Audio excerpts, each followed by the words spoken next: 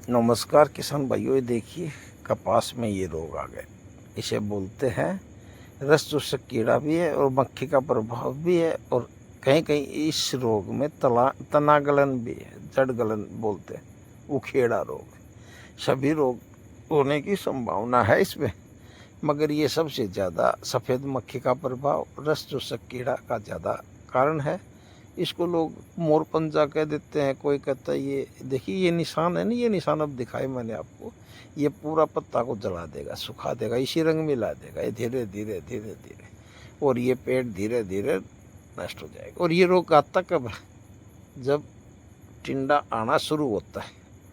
अब इसको फूल और टिंडा आना शुरू हुआ था, और ये इसमें इसका मुख्य कारण है ज़मीन में पोषक तत्वों की कमी होती है, और हम कपास बो देते हैं।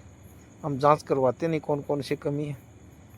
सबसे बड़ी कमी जमींदार की यही होती है, और मार खाता है फसल बोकर, जैसे मैंने खाई अभी। ये सही बात है, मैंने जांच नहीं कराई, मैंने सोचा अच्छी फसल लेंगे, अच्छी खाद डाली हुई है, गोबर की खाद डालने के बावजूद भी कुछ तत्वों की कमी रह गई यहाँ, जिसके कारण से अब ये रोग शुरू हुआ है।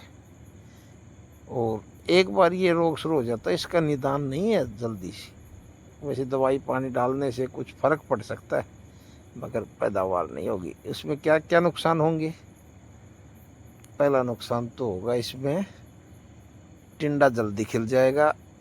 टिंडा के अंदर जो बीज है, जिसे हम बिनोला बोलते हैं, कपास का बीज बिनोला, वो उसका वजन नहीं बनेगा ना, वजन नहीं बनेगा रुई के साथ, तो रुई हल्की रह जाएगी, वजन हल्का रह जाएगा कपास का, और ज़मींदार को इसकी पूरी कीमत नहीं मिल पाएगी, रेट भी कम मिलेगा बाज़ार में, और उत्पादन तो बहुत कम होगा। 1-2 क्विंटल प्रति एकड़ के हिसाब से बहुत अच्छा उत्पादन होता है तब। नहीं, ये जांच करवा कर बोने में फ़ायदा है। ये ज़मीन यदि इस लायक नहीं है तो मत बो। उसमें कितने पोषक तत्व चाहिए देखिए। अब ये दिखा रहा हूँ मैं आपको इसका। हाँ, ये ऊपर से तोड़ देने के बाद कुछ फर्क पड़ता है।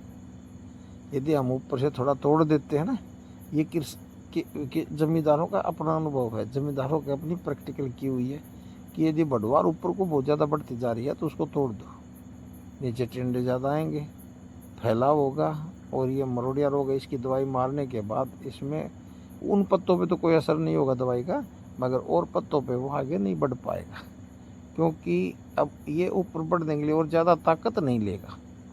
सिर्फ पेड़ ये अपनी ताकत लेनी यहीं तक सीमित हो गई। ये जमींदारों का अपना अनुभव है कि ऊपर से तोड़ो।